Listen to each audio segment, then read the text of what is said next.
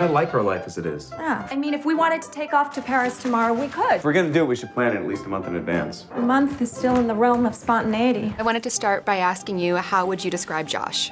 Josh is a guy who is very focused on his creative work. He's a documentarian. He wants to find the truth. He maybe takes himself a little too seriously. And he's been working on the same documentary for the last 10 years, which might give you a sense of what his issues are. And as he's done that, sort of, the world of media and the way people communicate and just all of it has sort of like progressed past him, and so he's sort of like looking up, going, what's going on in life? And just getting to this age in life, you start to become aware of all these things that you're, that sort of harsh realization that you're not super young anymore, or even necessarily young anymore. What does that mean? And it's all relative, but that's. The more you think of yourself as young, which is a healthy, good thing, there's like that fine line between that and just being deluded. So I think that's the question. Where did the idea for the story come from? I wanted to kind of write a comedy about a marriage, and a marriage kind of at a crossroads, and they, as I was sort of developing it, I felt like they were a couple who had tried to have kids, but it hadn't happened for them, and so I thought then, well, it would be interesting if they kind of met these two younger people who could both be sort of projections of their younger selves, but also could appear as kind of almost surrogate children. And that's kind of where the generational stuff came into it. I really loved your film. It was that scene with the dogs around the garbage. How did you stage that? I said, hey, shoot those dogs. Beautiful. You want to come get a bite with us? Why do you suddenly want to hang out with a couple of 25-year-olds? We were just 25. I mean, we weren't, but, it'll be fun. And what is it about Jamie and Darby that Josh and Cornelia are so attracted to?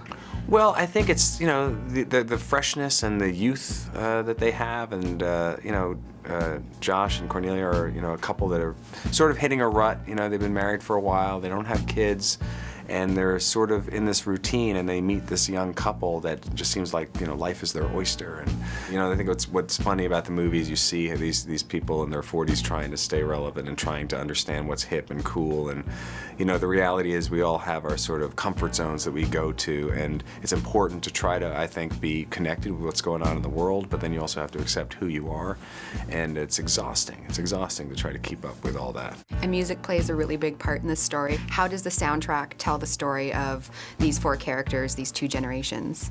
A lot of the songs that are in the movie are kind of there to represent the taste of some of the characters. So like one of the sort of ideas I had was that the younger characters are playing music from Ben and Naomi's adolescence, so things that they probably haven't listened to in a while. I remember when this song was just considered bad, but it's working.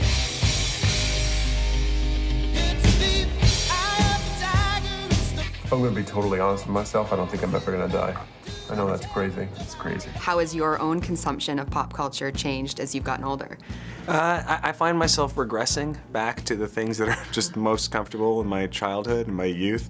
That's why it's interesting, how records now are back in, and in the movie we say like we threw all this stuff away. And what advice would you give to people while they're young? Boy. Don't listen to me. Why are you taking advice from this guy in his 40s? That's my advice to my children. Don't go down the road less traveled. Go down the easiest path, the least resistance. That's perfect. Is that good advice? Yeah, that's great. I think that's great advice for anybody. Okay. For the first time in my life, I stopped thinking of myself as a child imitating an adult. You feel that way too. What is that, hoedown? Hip hop.